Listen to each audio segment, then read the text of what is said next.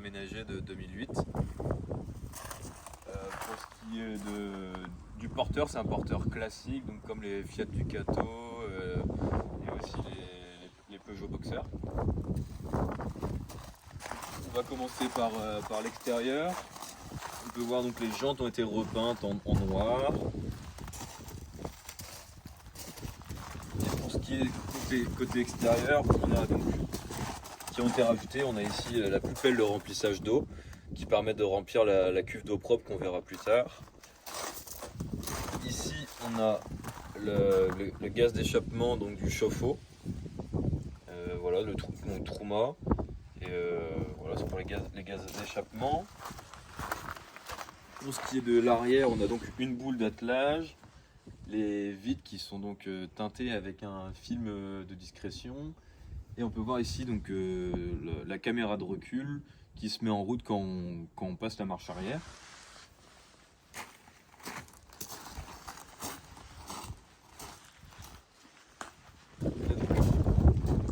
Troisième vitre en comptant les deux qui sont à l'arrière, la baie latérale avec aussi un filtre qui permet qu'on ne voit pas l'intérieur du véhicule. Et on a donc en dessous on a la cuve d'eau grise qui fait 94 litres et avec le robinet qui permet de l'ouvrir pour la vider. Donc ici on peut voir la cuve d'eau grise de 94 litres avec sa fixation. Et ça c'est donc les câbles du chauffage donc qui fonctionnent sur le diesel, sur le réservoir du véhicule directement. Et on peut voir il est installé donc ici. Ça c'est la buse que je vous ai montré qui remonte dans le van et on voit le pot d'échappement au bout. Donc ça permet vraiment que ça soit silencieux et qu'on ait vraiment aucune odeur. Et donc de l'autre côté, donc côté conducteur, on a donc on peut voir le robinet. Volontairement c'est droit parce que en testant quand c'est coudé ça marche pas très bien l'évacuation et en débit plutôt important. Donc voilà, en faisant. Donc pour ce qui est de l'arrière, donc le coffre technique comme on peut l'appeler, on va voir les différentes énergies qu'on peut avoir en commençant par le gaz. Donc le gaz, on a une bouteille propane. On peut voir ici c'est le sticker qui a été donné par Caligaz qui certifie l'homologation de tout le circuit de gaz. Hop. Donc pour ce qui est du circuit de gaz, on peut le voir qui continue ici, qui sort donc du coffre et qui va alimenter donc à la fois la cuisine, et on a aussi, il continue ici et on peut voir il vient alimenter le chauffe-eau Truma dont je vous ai parlé avant.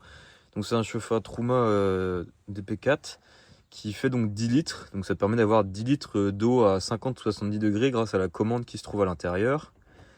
Elle est alimentée par la cuve d'eau grise qu'on voit ici qui fait 100 litres via donc la coupelle de remplissage qu'on a vue ici plutôt dans la vidéo, et bien sûr la pompe à eau donc Marco Polo qui fonctionne sur le 12 volts. Donc on peut voir aussi à l'arrière cette gaine noire donc qui vient de sous le châssis puisque le chauffage au diesel est installé directement sur le châssis, ce qui permet d'éviter les odeurs tout simplement, mais aussi le bruit. Et ça c'est donc l'arrière du frigo à compression qu'on reverra un peu plus tard dans la vidéo. Donc on peut voir le lit et l'arrière du van avec le lanterneau. Et donc à l'intérieur on a premièrement cet îlot de cuisine qui est composé donc de 4 tiroirs. La cuisine c'est une cuisine Ikea, donc toutes les coulisses etc.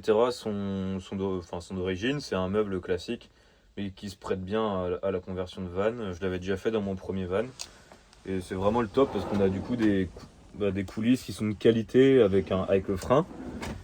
Et donc on a ici ce système là qui est obligatoire pour l'homologation qui permet que ça ne s'ouvre pas quand on tourne notamment. Au-dessus on a donc la plaque de cuisson qui fonctionne avec la bouteille qu'on a vue à l'arrière. Voilà, c'est simple, deux gaz, enfin deux feux. Ici on a un autre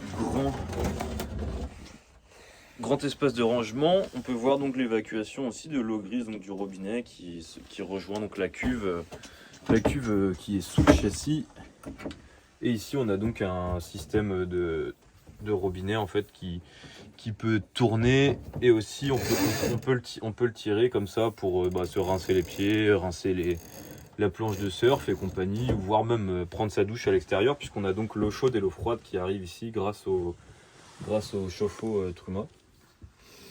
Hop, ici on a donc une table amovible en fait qui peut tourner un peu dans tous les sens. On peut manger soit assis ici, soit on peut la tourner pour avoir accès plus sur la vue par la porte par exemple. Et on peut aussi l'enlever comme ça en la dévissant pour avoir accès donc à tout ce qui est électronique. Côté électronique, ça a été installé par un ami à moi qui a plusieurs vannes et poids lourds à son actif. On a une batterie à lithium, donc 100 ampères. Donc l'avantage de la batterie lithium, c'est qu'on peut l'utiliser vraiment à 100%. Et donc il n'y a pas besoin de gérer la décharge ou quoi que ce soit. Et ils ont une durée de vie beaucoup plus élevée que les batteries à gel. L'espérance de vie d'une batterie comme ça, c'est à peu près 20 ans. Là, on a le MPPT qui permet de faire la régulation de charge du panneau solaire qui est donc sur le van qui fait 170 watts. Ça permet de donner une tension constante en fait, qui est préférentielle pour la durée de vie des batteries. Ici, on a pareil, donc tout est en marque Orion. Oui, Orion, c'est ça. Et donc ça c'est un chargeur qui donc utilise l'énergie donnée par l'alternateur pour recharger directement cette batterie donc secondaire. C'est-à-dire qu'une fois que la batterie principale du véhicule est chargée à 95%, grâce au câble qu'on peut voir ici, c'est du 8 mm², et on va venir recharger directement la deuxième batterie. C'est-à-dire quand on roule en fait, on vient recharger cette même batterie. Du point de vue électronique, c'est à peu près tout, sauf on a les plombs ici qui peuvent être changés comme à la maison pour protéger en fait tous les éléments électriques qu'on a, donc c'est-à-dire le frigo, le chauffe-eau, le chauffage et la lumière. Et donc pour compléter cette installation électrique, on a ici, par exemple ici on a une des lumières, la deuxième lumière, ici on a la pompe à eau, ici on a le frigo. Et ça, c'est donc le chauffe-eau. Donc viennent se compléter. Donc on a donc deux prises USB pour charger les portables, par exemple. Et ici, une prise type allume-cigare, donc 12 volts. On peut charger un ordinateur ou autre chose, d'autres USB si on a besoin. On a donc l'affichage de la tension ici, 13,8 volts. Donc c'est complet. Et en gros, 12,4 volts, c'est quasiment à plat. Donc ça veut dire qu'on a utilisé toute l'électricité. Mais en général, il suffit de rouler un peu ou d'avoir du soleil pour que ça recharge tout simplement. Et ici, on a donc le dernier module qu'on trouve donc à l'intérieur du van, qui est volontairement hybride. Donc c'est-à-dire que moi, je voulais un espace pour pouvoir cuisiner. Donc j'ai pensé à cet espace qui est fait du même plan de travail qu'ici, mais il est aussi sur charnière et il vient donc s'accrocher ici. Et ce qui permet donc de dégager cet espace avec donc les toilettes sèches, mais qui peuvent être utilisées un peu partout. C'est un simple seau qu'on utilise avec un espèce de conglomérat comme pour les lapins par exemple ou les hamsters. Et après il suffit de mettre un sac poubelle et de le vider à la poubelle. Et en dessous on a donc un rideau de douche qui permet de faire en fait l'étanchéité pour si on veut prendre notre douche ici, comme je vous disais, il y a possibilité de prendre sa douche de l'autre côté aussi. Mais ce rideau de douche vient de s'installer en fait grâce à des œillets comme ça, et donc ça permet d'avoir un tube ici pour avoir en fait toute l'eau qui tombe dans l'évacuation qu'on peut voir en bas. Et après il revient tout simplement comme ça.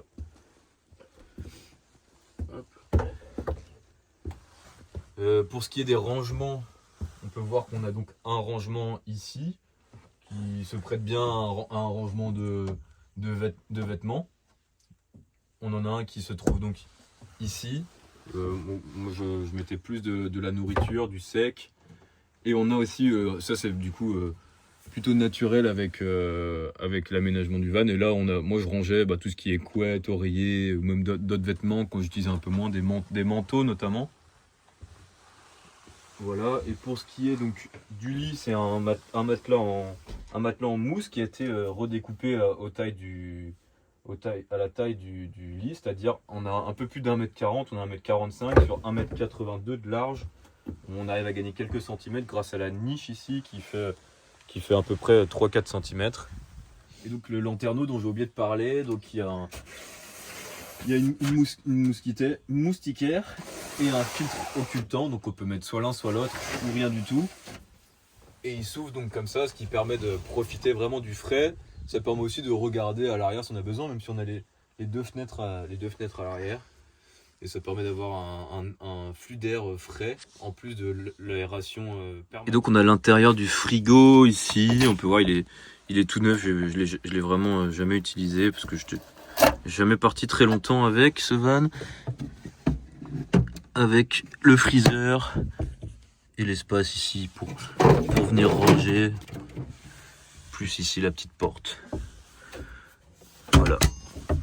Pour ce qui est du chauffage, donc ici, donc là on voit il fait 12 degrés dans le van. Il suffit de mettre heating, température mode et la température voulue. On peut mettre 21 par exemple. Là, on peut voir c'est infini, ou alors on peut choisir du temps si on veut 1 heure, 2 heures. Et là on entend donc la buse, elle se met en route. Et il y a un thermostat, donc il va se mettre en route jusqu'à la température donnée. Et après, il s'éteint et se rallume comme il a besoin, en fait, quoi, tout simplement. Hop, et là, après, là, je vais l'éteindre, off. Et il s'éteint. Et ça, donc, c'est le Truma, pareil. Il y a 2 positions, donc 50-70 degrés.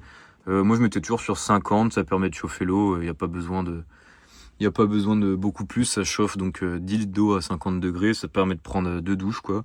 Il faut compter 20-25 minutes. Donc ici on a le poste de conduite, donc avec la climatisation, la caméra de recul qui est là, le régulateur de vitesse. Et on a encore ici donc 2 allumes-cigares, donc ça permet de recharger les batteries, les portables et compagnie.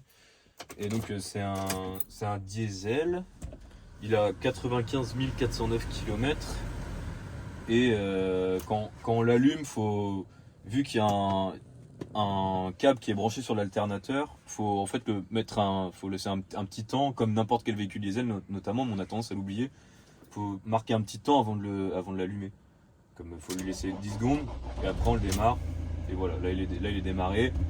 Et si on met la marche arrière, là, on peut voir la caméra de recul qui s'allume. Et on a encore donc tout ce qui est rangement là.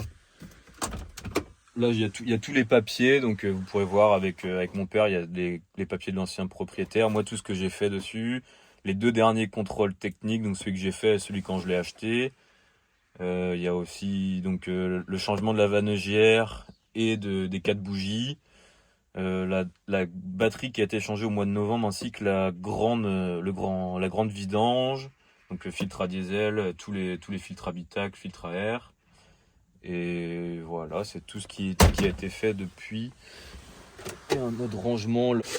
Et ça, c'est pour donc les plombs que je vous ai montré tout à l'heure. Ça sert à la fois pour le véhicule et pour l'arrière. Si jamais il y a un souci électrique, ça se change comme des plombs dans une maison. Voilà.